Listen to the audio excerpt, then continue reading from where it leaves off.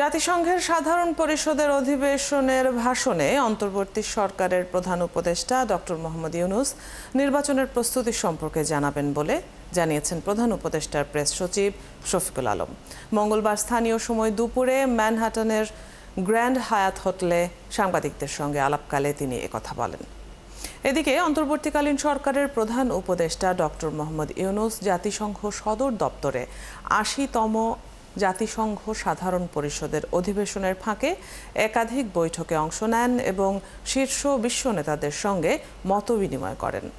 উদ্বোধনী অধিবেশনে যোগদানের পর ডক্টর ইউনূস অস্ট্রেলিয়ার প্রধানমন্ত্রী অ্যান্থনি আলবানিজের সঙ্গে সংক্ষিপ্ত শুভেচ্ছা বিনিময় করেন।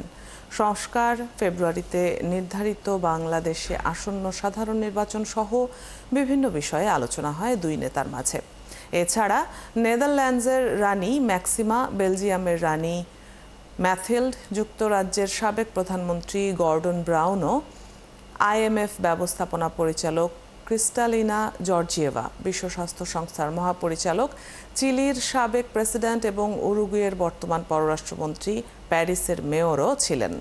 বিশ্ব বাণিজ্য সংস্থার মহাপরিচালক ডক্টর নগজি ওকোনজো ইওএলার সঙ্গে বৈঠকে বাংলাদেশের স্বল্পোন্নত দেশের মর্যাদা থেকে উত্তরণের প্রক্রিয়ায় সহায়তা পেতে WTOর প্রতি আহ্বান জানিয়েছেন প্রধান উপদেষ্টা।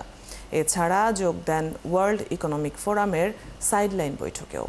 আজকে এই ইউএন জেনারেল অ্যাসেম্বলির সাইডলাইনে ওনার অনেকগুলো মিটিং হয়।